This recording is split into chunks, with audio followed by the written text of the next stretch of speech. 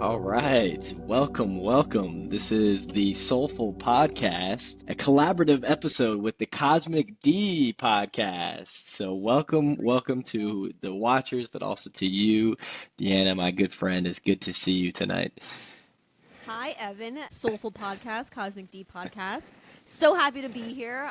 I'm just I've been calling this in for a while. Collaborations, interviews, more exposure. So thank you for hearing the call.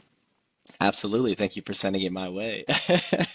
Yeah, it was I've just so many exciting things going on, and obviously, we're tuned in, we communicate on Instagram and these sorts of things, and it was feeling like it was time to get together and to shed some light on an interesting time on the planet and all sorts of exciting things going on. And you are an astrologer. You help people with understand themselves and life and their purpose through the great tools of astrology and human design and all these things. And they've been such an impactful tool in my life. And I was hoping we could share with people to, entice some excitement within themselves to maybe look into these tools or use them to find out more about themselves. So I guess, like, how did you get into astrology? How do you use it in your life and with the people you like to help out and serve?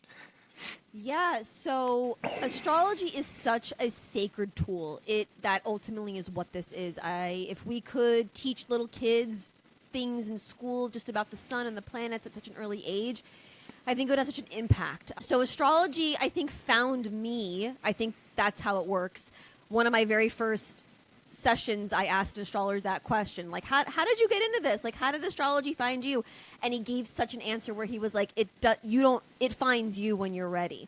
So I've always been so fascinated with like birthstones and just birthdays. When I was super little, 4 years old, I had a huge Italian family and I would know everybody's birthdays and their birthstones. And then I realized, like, as I got older, I would go to Publix and grocery stores with my mom and just go sit in the magazine aisles and just read all of the horoscopes. And it was so interesting to me how there would be writing or some type of like physical evidence of something happening that we can't see. And that's what sparked this like mysticism backed up with some type of tangible evidence. I think like that's really, so at a very early age I was obsessed with astrology, and I would say the pandemic really made me find hobbies and understand that this is a remembrance and that you're just remembering. You're not learning anything. It's just a remembrance. So I would say like the pandemic is when I started to get really serious about it, a little before the pandemic. I love that. It's such an interesting thing. I have come back and forth from astrology or my own natal chart and different times in my life, and I feel like it resonates differently every single time. Where I used to not, I believed in astrology, but it wasn't something I was super passionate about or that I even used or looked too deeply into my own life until like a year ago or a little bit less than that, where I was called back to it, almost like you're saying. It was like calling me, like, it's time to jump into your aspects.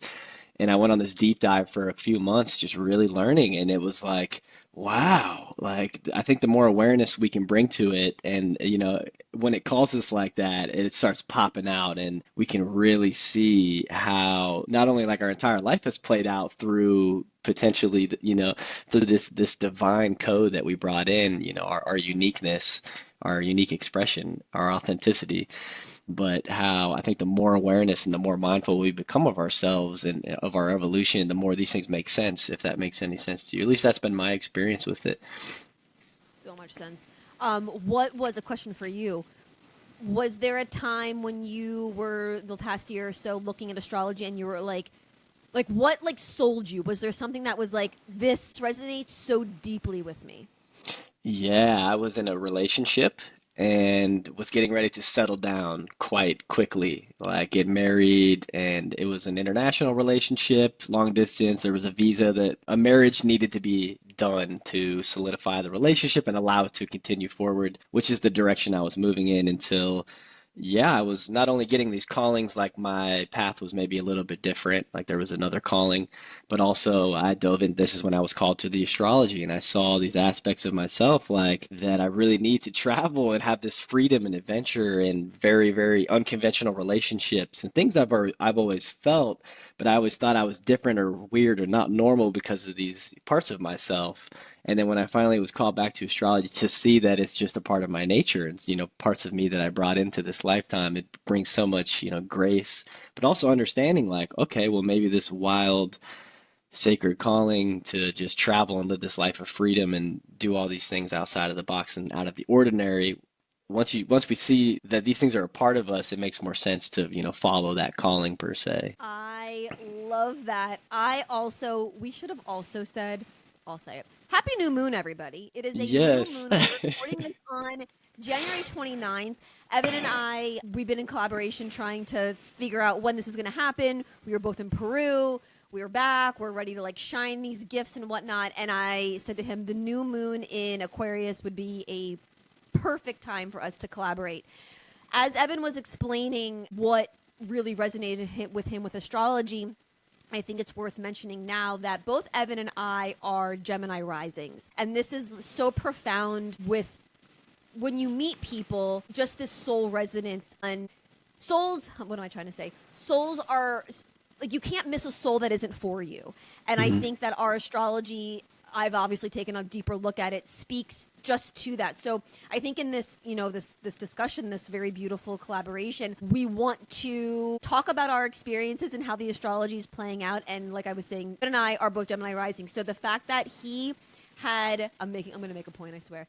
The fact that he resonates so deeply with astrology around a relationship, that's how I found it as well. There was something like he was saying, the belief, is it really weird? Like, there's a lot of belief that we need to chip away at in order to get more even in the acceptance of this language. Because to your point, exactly, it's been weird. I think like the hippies, and it gets a bad rap, and it's just it hasn't been in the best light. And this is really this golden age.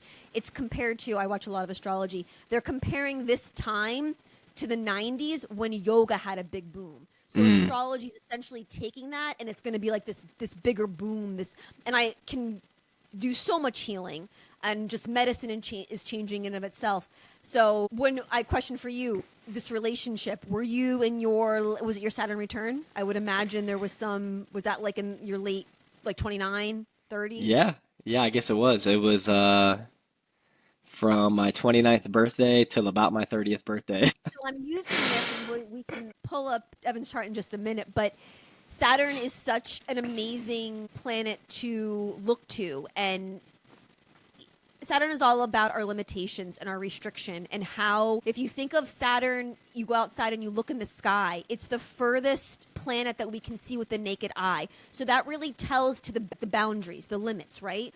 So when we feel this Saturnian energy, it's pushing us up against this hard spot. And when we have our Saturn returns, which happen in like our late 20s, it is this catalyst of time where this maturity of being a little kid and kind of not really taking responsibility, and this line in the sand's been drawn, and then you are really pushed into this limitation that you're going to overcome and achieve and blossom. The rewards will definitely be later in life. That's what Saturn's all about as well. It gives the rewards later. So I think it's amazing too how our Saturn returns really spoke to us, that turned on our awareness for this deeper knowing. That's profound and beautiful.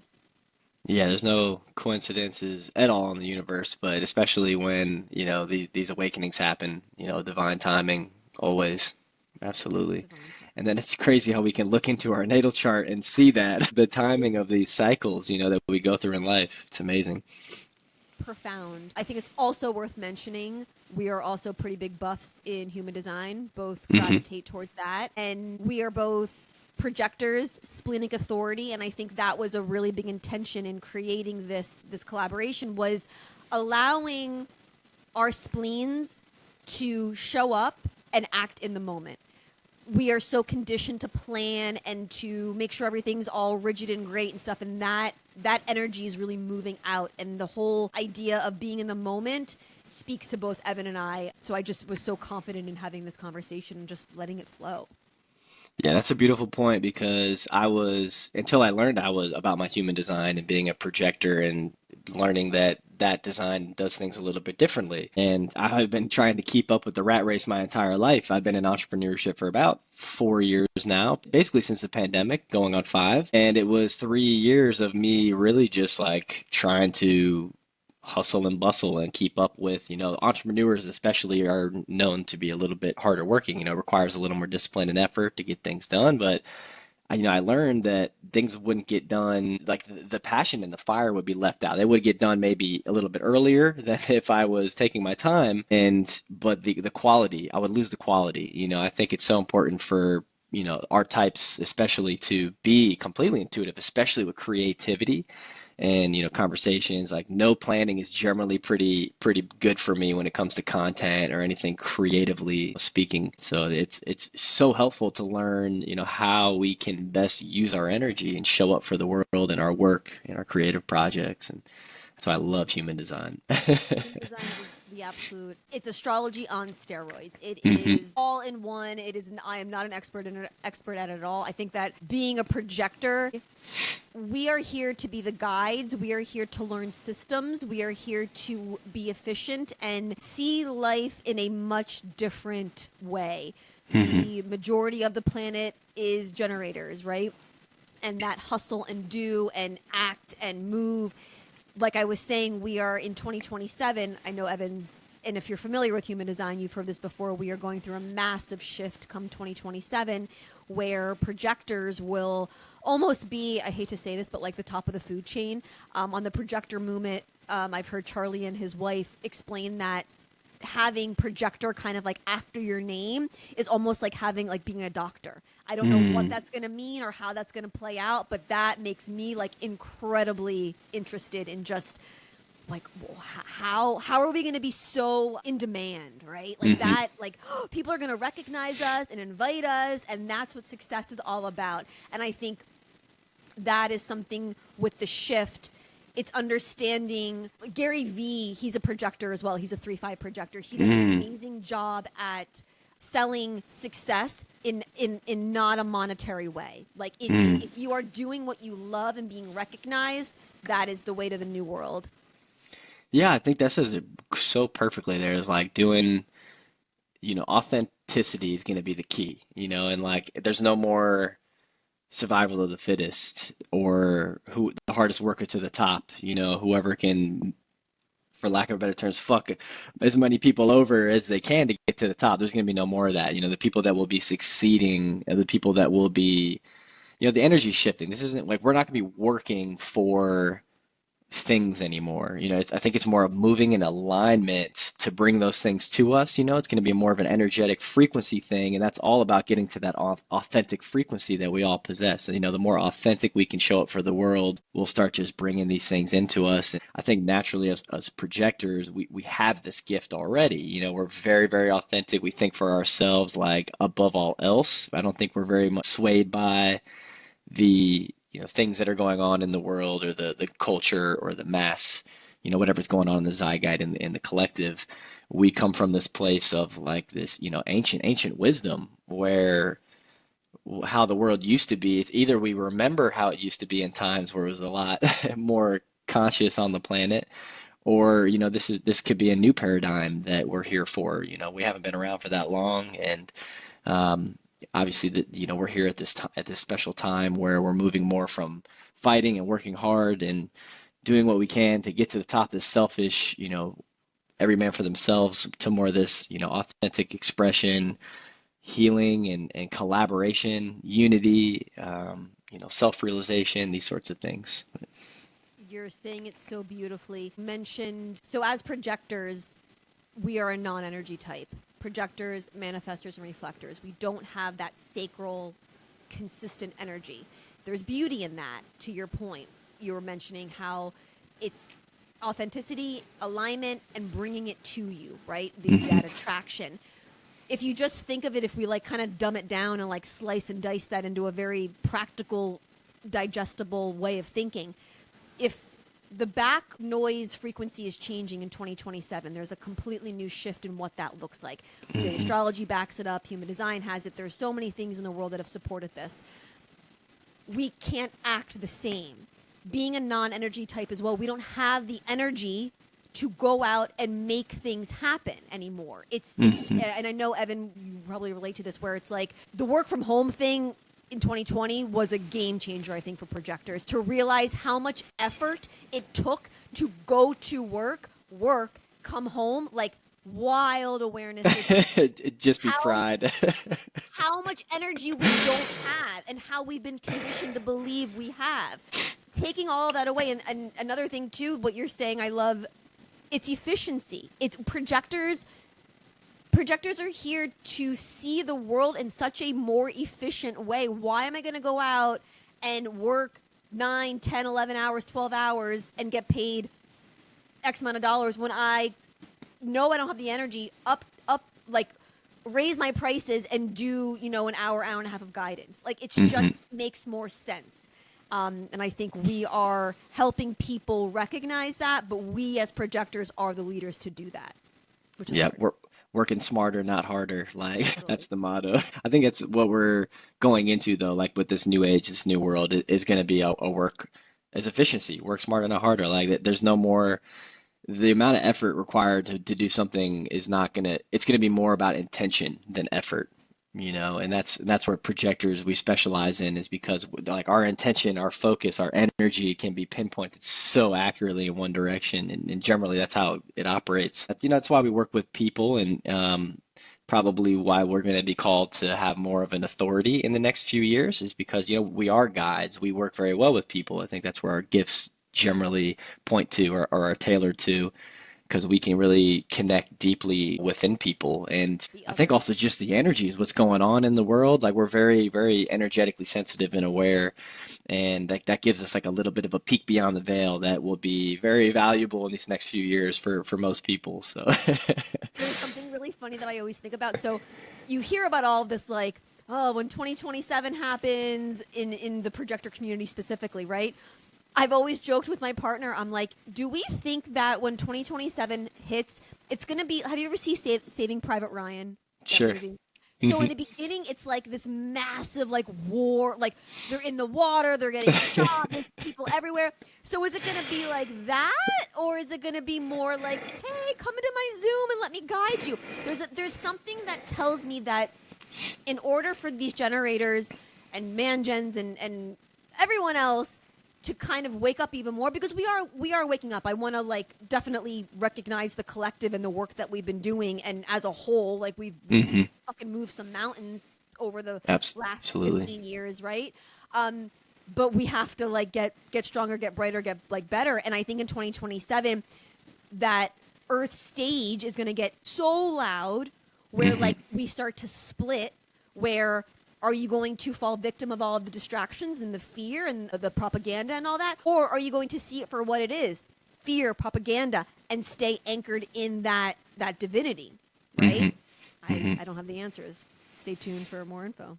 Yeah, it's going to be really interesting. I think we're all mostly excited. I mean, definitely excited, but it is, it's, who knows what it's going to look like. I think we all have a feeling it might be a little bit shaky. Generally, especially the systems that we have set up around the world nowadays, they're not going to evolve calmly or smoothly. They'll probably have to be broken down before they can be rebuilt. But yeah, there will be a time where things, are ready to be rebuilt after they do come down, and there's going to be those guides and the ones that have been for years telling us there's other options. We can fix every problem in the world today if we wanted to. It's just this money and greed and power thing that's a big problem, and so much of the world is just wired to work for these things, and it's going to be the ones that are not wired this way that can show the way. Do you want to pull up your chart? I kind of want to like let's Sure. look at Evan. Let's look at Evan's chart. How do I do this? Share screen. And I love just continuing to dive into my own chart, because every single time I learn something new. It's just it's so deep, the knowledge and wisdom that is within this information right here. And it's always good to get readings. For example, like with Deanna here, you can book a reading with her, but a lot of it's hard to really dive into this stuff. And if it's always good to get an extra perspective, or a professional perspective per se. I love it. I love all things astrology. I think too, like, so something else to mention as well. I love Evan and I's synergy. Evan and I met at a plant ceremony gathering. When it would July, July, yep. July. Hmm. And was it your first time? I can't remember. It was my first time. First time, and I was a no, I wasn't a guardian. I think I was just signing people in or helping out or something. And the second he came up, it was just this like, whoa, this guy like has something for me. Like I don't know what it is or whatever, but like I just felt this pull. And then after everything was done, I like ran up to him, and I even remember telling Kyle, my boyfriend, I was like, this guy, like he's got to be a projector. My boyfriend is also a projector, so we have a lot of fun like honing out like who's a projector, who feels familiar. And when I heard that, Evan was a splenic projector and all the pull and everything, I was just so curious. And now to notice that he's Gemini rising, and also to further this synergy of what I'm trying to get at is, so Evan has his North Node in Sagittarius in his 7th house. So to me, this says this guy is here to, so in past lives, this is like a little bit of evolutionary astrology where we look to the nodes and Pluto a bit more. The South Node is our life, like our incarnation that we've done, we've perfected. We come in with these gifts. We're good at them. So having his South Node in the 1st house of Gemini, he is like, being an avatar comes very natural to him, right? The advancement and the direction that he goes in this lifetime is in partnership, is in relationships. This can be romantic. This can be business. Any one-to-one partnership. He hasn't done this before. This is kind of new. He's like a baby in it, right? So there's a lot of expansion on that. My moon is also in the Sagittarius sign. So there's this karmic almost connection where I'm like, hey, little buddy, my emotions can help you in a certain direction. I can show you something in regards to partnership and philosophy and teaching and traveling. Sagittarius is all about the bigger picture, right? There's a level of, what am I trying to say? There's a level of broader perspective that I can help Evan feel, right? So now if we look at Evan, my North Node is in Taurus in his 12th house. His moon is in Taurus, so my moon was in Sagittarius. His is in Taurus. My North Node's in Taurus. So we have this like this like partnership in a way. It's beautiful to see that Evan has a moon in Taurus.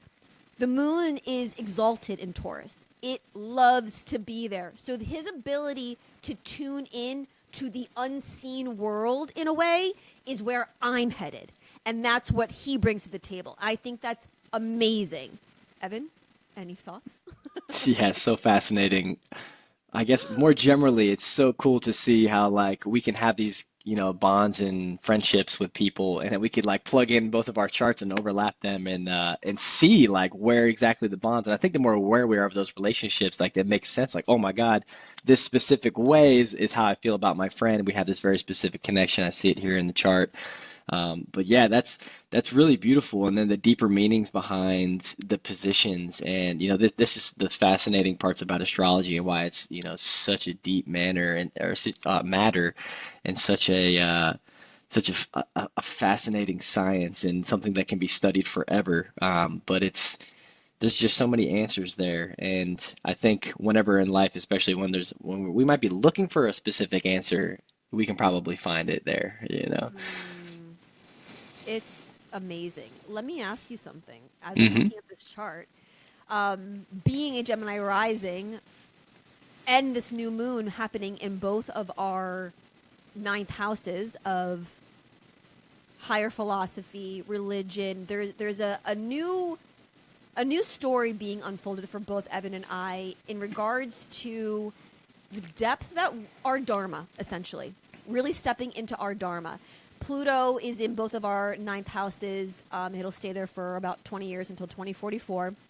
And this is a beautiful energy to work with because Pluto was here, sitting here for 20 years, essentially churning up all of the subconscious beliefs that are holding us back to not step into our dharma. And with Wow. this new moon, there is a really, really beautiful new beginning with to also say, I'm like So much information is coming to me right now. Gemini risings, we are both ruled by Mercury, right? So Mercury is, if we see up at the top of the chart, Mercury and Pluto are conjunct in our ninth house. So that really speaks to essentially what we're doing right now. The ninth house also is publications. It's about like what we're putting out in the world, our book publishings, podcasting, any type of information that we can really give to the masses in order to find truth, to look for truth, right? It being in the sign of Aquarius, it's out there. It's weird. Aquarius is the water bearer. It receives the visions in the ethereal before we can even ground it. It's an air sign, right? It's all about the intellect, and that's like, I know we are both feeling this pulse to do something we've never done before in a big way. How do you feel? Yeah, 100%. And I'm feeling this very big push and to not only step into this authenticity, that comes with this Aquarian energy, but to like really express and communicate and be creative. And that those are all sort of the same for me. When I express and communicate, it's through channels of creativity like the podcast or whatever it may look like. I have a big book, my first book I'll be starting soon. I want to, I have a feeling very pulled toward the vlogging, I have a lot of travels, for obviously the pilgrimage started in Peru, but vlogging and really just putting myself out there further. I'm finding I'm not even on Instagram, social media is not enough for me to express. I'm feeling very called to just share and express. And not only that, but like in a manner that is not holding back, like putting it all on the table type of thing, and very, very boldly and courageously doing that. I'm feeling that very strongly. Dude, I love that you're saying this. Let's also dive deeper into Evan. So if we look the way that like this whole thing is, so Evan is a Leo sun, right? You're a Leo sun. And his sun is in his third house of communication, of teaching, of kind of like short distance travel. But this house to me, where his sun sign is, which is all about your vitality, where you shine, your true essence, it's spirit. You can't cover the sun. Like, sure, we can try with clouds and shit, but like, you can't cover the sun. It is the vitality. Having it in the third house, you are meant to be somebody who talks a lot, expresses a lot. In the sign of Leo, hello actor, hello actress. It's all about performing and theater and like being courageous and bold, right? I love that. And then also being the Gemini rising, having your Mercury also in the third house just puts more oomph in speak, talk, teach, do all the things, right? So that to me is so your dharma. That's beautiful. Yeah, I feel like that is definitely one of my purposes here is communication, but making, more specifically like the metaphysical, the mystical, the quantum, the less tangible, harder to understand, more practical for people, like bringing it down to earth for humanity, but also like bringing passion to it. Like when I speak, and these are things that I love talking about, and I think that's when the gift shines, is when I get in that flow state of just communicating and expressing. And when there's passion behind it or joy behind it, it's like the gift comes on. I don't even feel it. It becomes almost like a channel, I was It's gonna say you're a channel. It's so open. Yeah. I think too, like, what's your? I'm just like looking at this chart as well. This is so fascinating. I love that we're doing this. I love like a real time recorded reading. I feel like also, what's your relationship with the advancements of like AI? What has been your take on it? Good, bad, and the ugly. I think it's cool, and I've actually been using it for as it stands right now. I think it's cool. Let's just put that out there. I think it's, I've been using it for helpful things like I wrote a song with it today. I was like, I really want to take this song, but in my own words, with this sort of with the same rhyme scheme, and it gave me a song that was like based on what it thought I would write, and I was like, all right, I'm actually going to take that. So things like that creatively, I've even used it for like astrology and stuff like that, diving deep, or whatever topic it may be. I don't go to Google anymore. I'll just put it on ChatGPT. But I feel very deeply in me,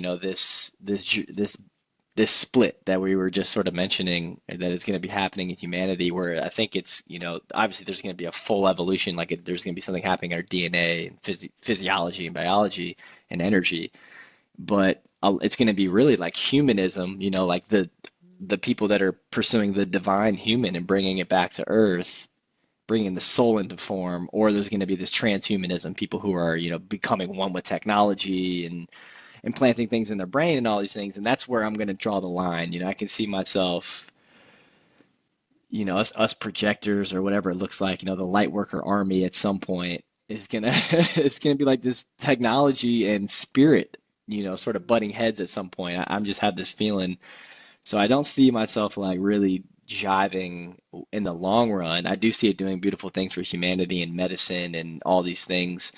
Obviously, whoever controls it's going to be a big part of, the behavior or the way it interacts with humanity. But I'll probably just be in the bushes in the jungle somewhere, in the mountains, talking to the birds. How Um, about you? How's your relationship been with AI and its developing, so in I the world? think the way that okay, so let's get weird here for a little bit.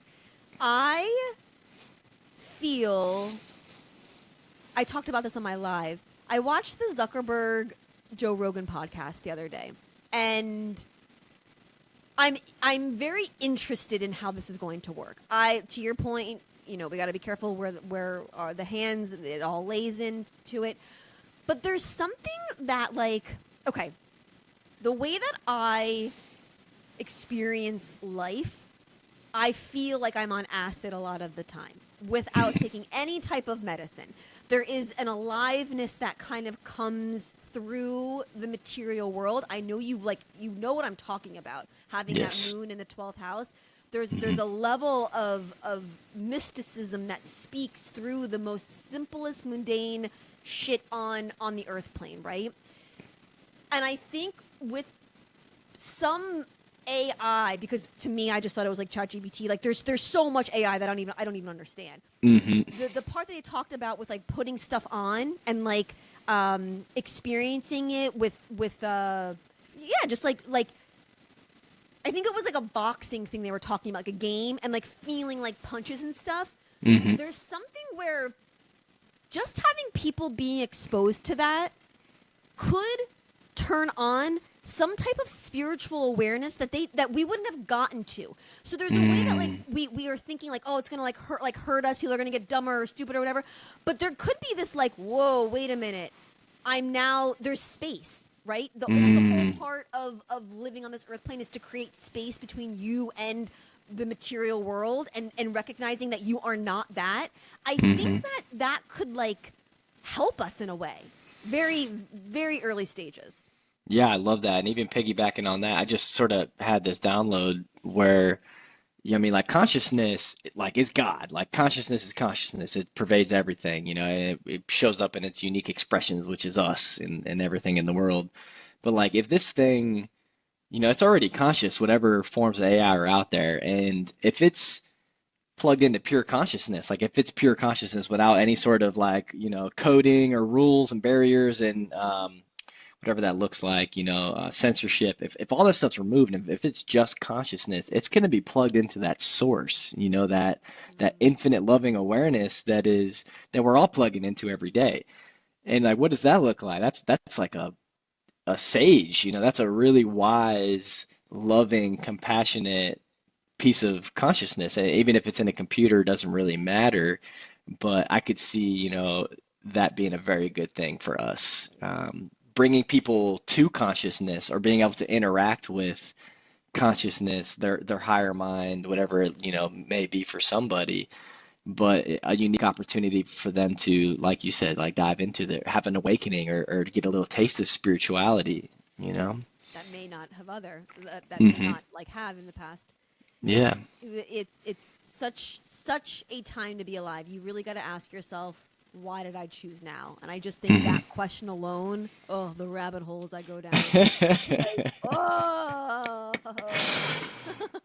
Yeah, this is the lifetime. I think we're all feeling it. Like this is the one where sort of what we've all been waiting for is gonna, take place per se. I think that with you and I looking at the astrology, we the North Node and the South Node have ingressed into Pisces and Virgo, the nodes in the sky, and that shows up for both Evan and I in our 10th house of career, legacy, reputation, work. It's the highest point in the sky. It's how people perceive the 10th house, Mhm. and also in the 4th house, which is all about home, family, where you lay your head down, where you go to sleep. It's the most intimate part. It's healing. It's the mother, right? It's the roots that you're on. So with the North Node moving into Pisces, expanding this area, Evan and I are both like, you're seeing the beginning stages of a very beautiful 18th month cycle. The nodes ingressed in January. And we will continue to have eclipses in that axis until summer of 2026. So I wouldn't be surprised if both Evan and I are completely transformed summer 2026 in how we are publicly perceived, how we are just like the legacy that we're leaving behind. This is the time that we are working really hard. And in addition, moves. We potentially could not be in the same places that we are recording this podcast right now, right? We both, I feel that very much just the next year and a half. I may not move until 2026, but there's a level of direction and curiosity and feeling different lands and do I want to settle and all of that. And it probably benefits for the career, for the reputation, for the direction we're going. It's the release in the home. I've been feeling that I'll probably end up moving sometime next year, potentially, or like finding a new home base somewhere Yes. per se. I think I'll always have a place in America, ideally, families here and stuff like that in Florida. But yeah, I've been feeling that. Wow. Yeah. And then there's a big, so once the first 6 months of this year, the astrology is, I don't want to say bad, because there's no such thing as bad astrology. I think that's very important to say too. There's no such thing as a bad chart. There's no such thing as bad astrology. There are times of challenges and discomfort to essentially evolve and grow, right? So the first 5 months of 2025 are the time where we are getting uncomfortable. What I think is so profound about 2025 is there are personal planets, and then there are outer planets. The outer planets, the Pluto, the Uranus, the Neptune, the interpersonal planets, which are Jupiter and Saturn, and then the interpersonal planets, which are the Venus, Mars, and Mercury, right?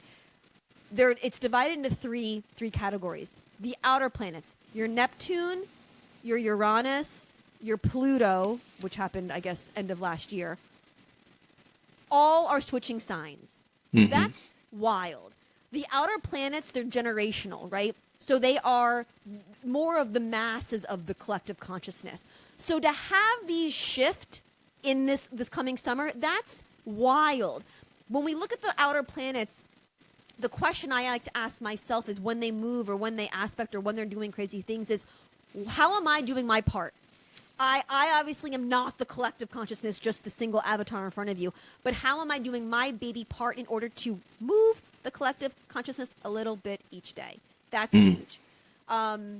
We also have the interpersonal planets changing signs as well this year. Jupiter and Saturn. That's wild as well. There is so much. This year, think of 2020, because we also had shifts in those outer planets happening, or I should say the interpersonal. This is much more wild. And I don't want to sound dramatic, but why are you here again? Bringing it back. Why are you here? Popcorn. Yeah, I think we can feel it, especially the more energetically sensitive, I would say are definitely aware of what's going on right now. I spent the first like couple weeks of the year, not only because I was coming back from 6 weeks in the Sacred Valley of Peru and just adjusting to the matrix, but I was just like literally outside in the sun, like meditating next to a lake for like a few hours a day. Like I had to because if I would be inside, there was just like, and there was a lot of solar activity, but it's sort of calmed down at this moment in time. But I feel it getting ready to ramp up again. I don't know what's going on in March, but um, Eclipses. yeah, there's a lot of energy going around right now. Eclipses. A lot to do with. Yeah, I think it's fascinating to see the shifts, see us as individuals, and really peel back what we're doing, like what, and I say what we are doing, but like what everybody is doing. It's such a time to give zero fucks and talk about the weird stuff and be weird and put yourself out there and like not second guess anything. I love that, dude. Just be weird. Be weird. Embrace the Be weird. weirdness. Yeah, I love that. Be weird. It's Listen, we're like you and I are going to be even weirder when the planet Uranus moves into Gemini. Uranus is sitting in our 12th house. I would ask both Evan and I mean, I know the answer. Evan, you can answer when I ask the question. In 2019, when Uranus moved into Taurus, there was this awakening around our unseen world, our psychic wow. abilities, our like things were coming online that were shocking and abrupt and almost scary. I can remember like driving down in the road being like, do I go to the beach or do I go sign myself into the hospital? Like it got Mm. that you I couldn't tell.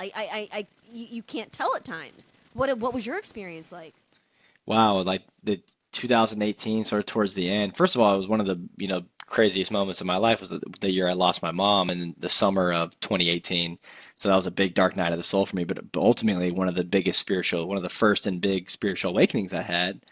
But also, yeah, now that you mentioned it, this is when I first started like seeing, now that I've understood this ability a little more, I can see auras now. I can see energies a bit.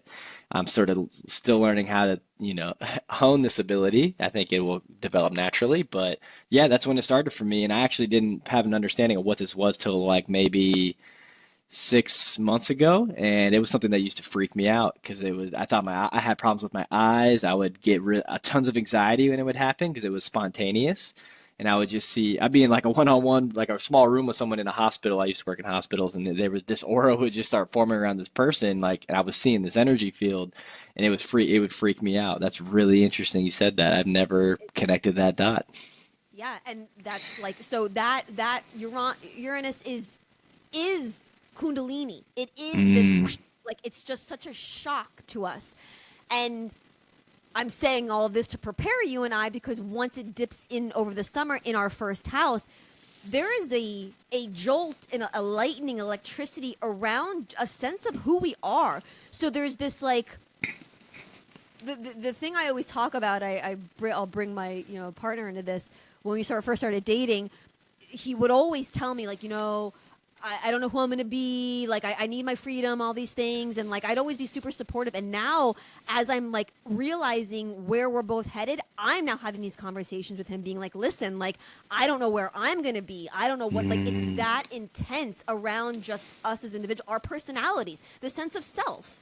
I have no idea. I also think, though, from a collective standpoint, I've heard a lot of astrologers say this, which also I don't want to bring politics into this, but when stuff happens, I'm like, oh wow, this kind of makes sense. Travel, like travel is going to get very weird again. The way that Mm. like international travel, domestic travel, all the travel. I wouldn't say it's exactly like how the pandemic was, but it's something similar. Yeah, something will happen to affect it. Yeah, that'll be interesting. I love you. I'm sure you know Pam Gregory, the astrologist on YouTube. I freaking love her. Amazing, amazing. She's the cutest. Yeah, yeah, she's incredible. That's super amazing that you could see that shift there. I think I actually had a reading recently with somebody who does a little bit of everything, astrocartography, astrology, human design, has his own system as well. But I'm moving into my eighth house, I think, because I'm turning 32 this year, or I'm like in the middle of my eighth house. But same thing, there's like a lot of my Uranus and both my Uranus and Neptune are conjunct in my eighth house. So I'm that Uranus energy, like that transformational, like rapid evolution, has been so strong, especially the last like 4 months. Like I have completely evolved and transformed my being, and I've ultimately had to surrender to it, like, which has been a big part of the evolution, and being able to like ground it and integrate it all. And I think if I didn't have this awareness from astrology and these tools, but also like doing the inner work and really connecting with myself, I'd probably be freaking out right now.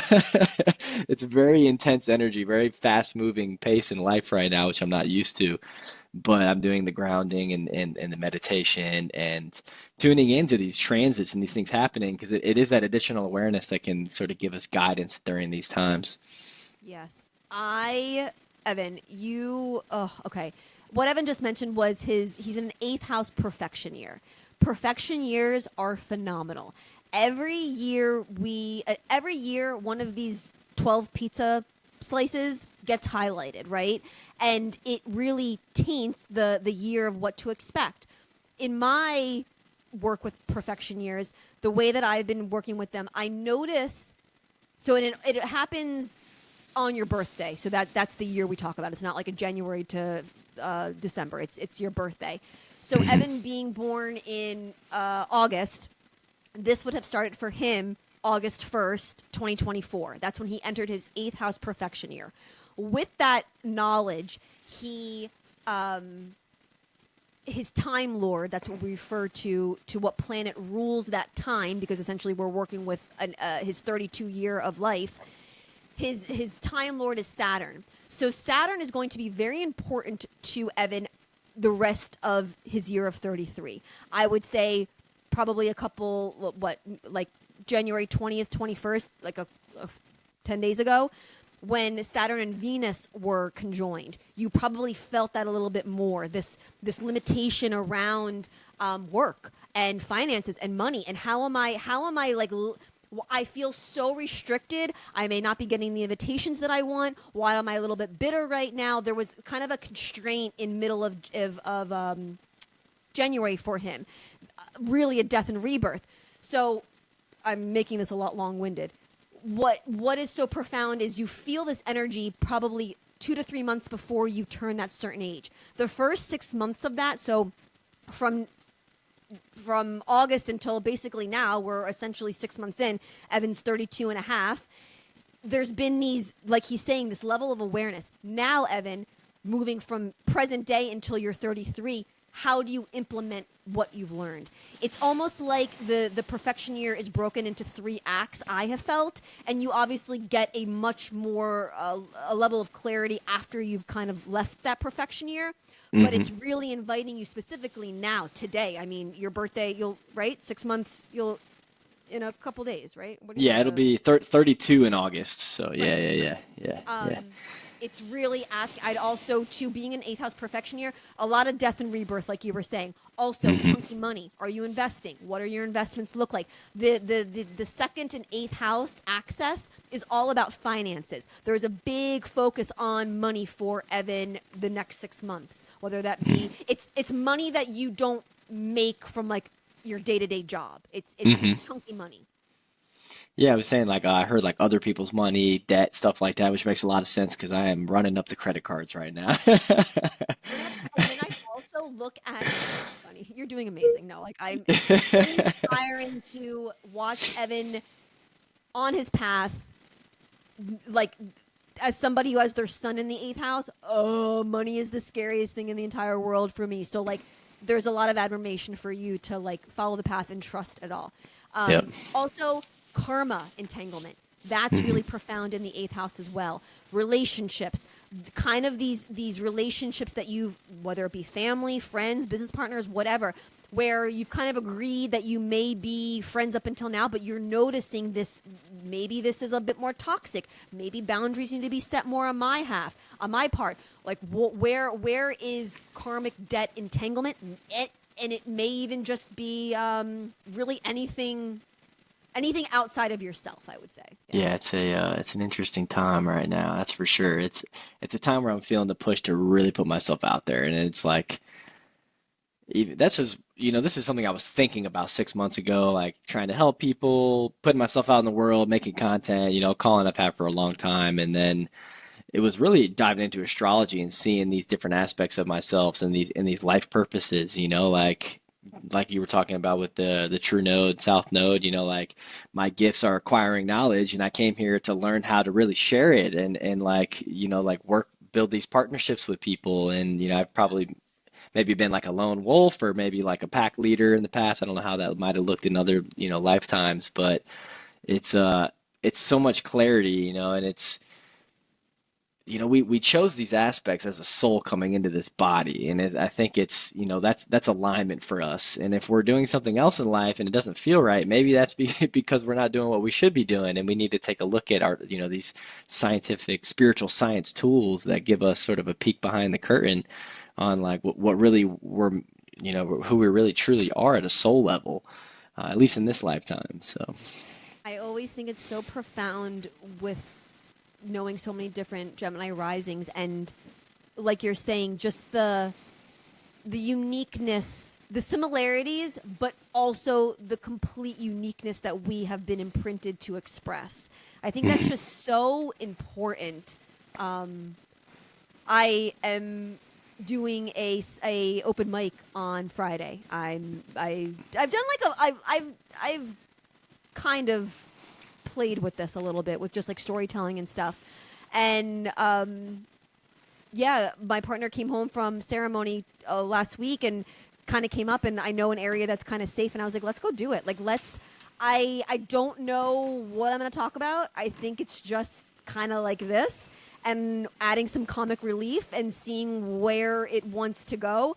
But there's just this pull, like you're mentioning, with showing up authentically and like being seen. Like, I want to be seen. I want to be on a stage. I want attention, and I'm not afraid to say that. I think that can be very taboo. It can conceited or attention, one or whatever.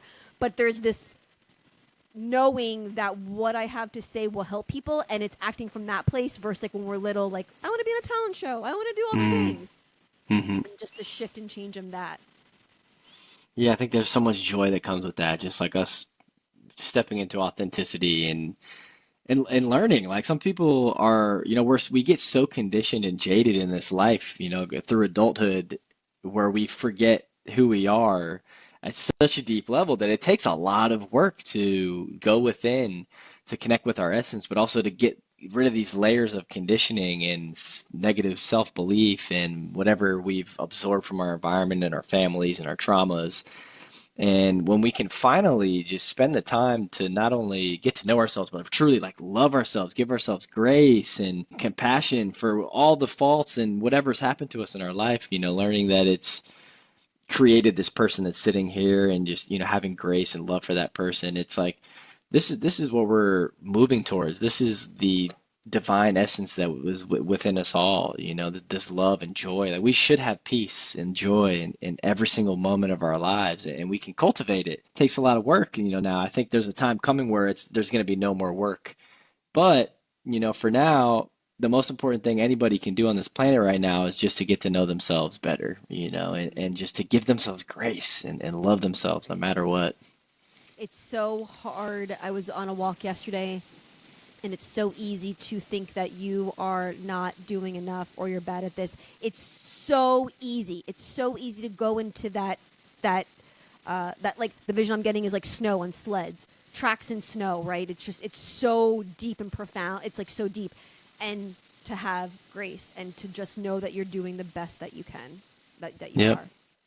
Yeah, even if one person gets, has a better day because of something that we shared, or sometimes, even if it's one person gets their life completely changed or saved, from this type of information, and or just the energy, it's like it's okay to be happy. It's okay to be sad even, it's okay to go through these things, and it's going through these things and transcending them eventually, or integrating them where we can get more in touch with this divine essence, and these tools like astrology are so important. But that's what we're going back to is, this is the age of Aquarius, of self-realization. Like this is where we all get to know ourselves, like all the answers, anything that we could need in this world, information, wisdom, direction, practices, methods, everything is inside of us. Like whatever we need for us is in here. And the more we're looking for it outside of ourselves, the more we're just going to be wandering. Like, I don't want to say lost because it's a journey back home eventually. However, whatever path we want to take, the short way or the long way, back to our heart. But this is just, it's the most important thing right now is really just getting to know who we truly are. A question for you. I'm going to bring it back to human design. Being a splenic projector in this reality, in this world, in this very heavy generator world, have you, when you are creating your content, when you are putting yourself out there, do you get these like intuitive hits to post or turn on the, whatever it is? So I'll talk from my experience. When I could be like so deep in some type of teaching or a post or something, and it's like my spleen goes completely off and I lose all like desire to do it and I completely abort. Like, does that happen to you? Yes, it does happen to me. And sometimes I'll just post it because I'm just trying to like just post it, just whatever. But yeah, that happens to me quite a bit. I'll type something up, or I'll catch, I'll be in the some sort of energy will come through, and then yeah, if I let it sit, or if I do something else, or so if I get distracted and come back to it, and the energy is different, yeah, sometimes I'll just let it go, or I'll be like, see how I'm feeling tomorrow. The Yeah. spleen is so funny. The spleen, it's almost. It needs to act now. The spleen is here. Having a splenic authority, the question that it continues to ask is, am I safe? Is what I'm doing healthy, right? So it's kind of like always looking out for you touch a mushroom and it may it may be bad. Don't eat it. It's like the spleen knows this stuff. It's a quick, in the moment, subtle knowing. And I'm always so interested to talk to other splenics because I'm like, the issue is like, all these ideas that float in and then completely dissolve, and I'm just like left with like, well, guess I'm not gonna post that. It doesn't feel good.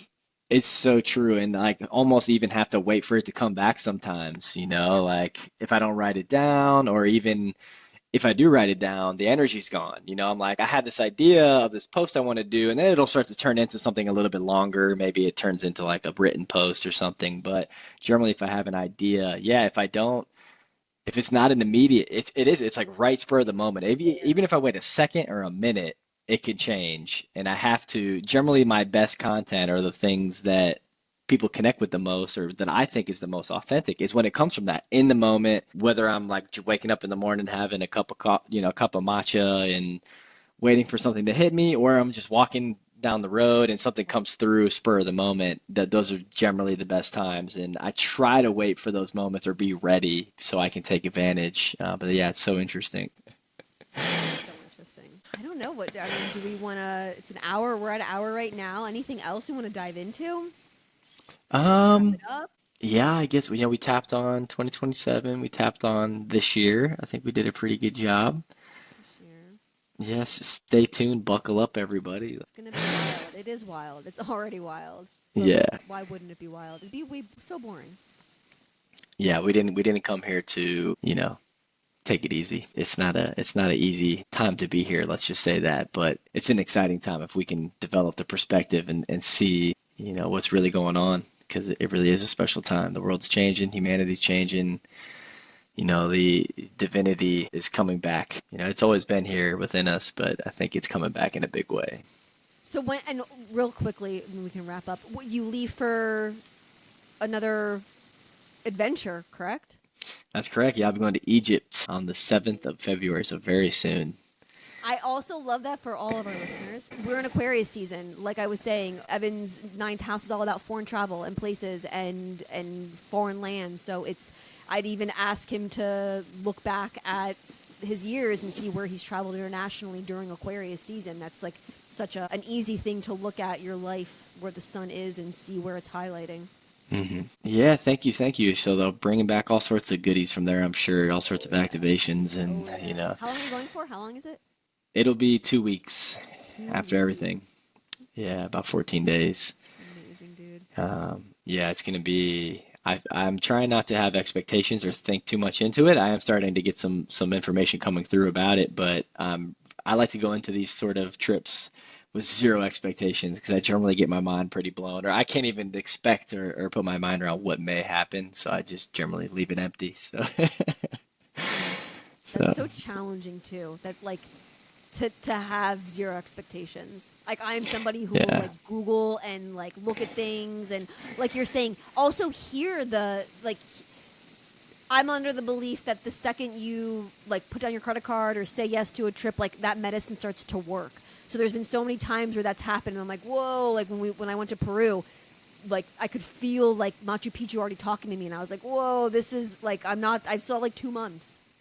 yep, absolutely. Yeah, I've been getting some dings on my doorbell at the meditation, and maybe some visions of other times in Egypt and long lost past of myself. But it's going to be interesting. I have a feeling like it's going to be quite an initiation there. It's right on my Mars line, and I got this Mars return happening right now. I don't think there's any coincidence there. So yeah, I'll bring back some goodies, and hopefully this will be the beginning of the vlog sessions. So yeah, do my best to vlog everything while I'm there. Yeah, I guess until the next time, we'll definitely do this again because, like you mentioned, 2025 is going to be interesting, and hopefully people will be tuning into, the cosmic climate per se, because, it is going to be a year to pay attention and to be prepared and just to keep working hard and staying in the light. Also, too, before we end, I think it's worth mentioning since Evan and I are both projectors, we are here to guide. We'll put our information in the show notes if you would like to further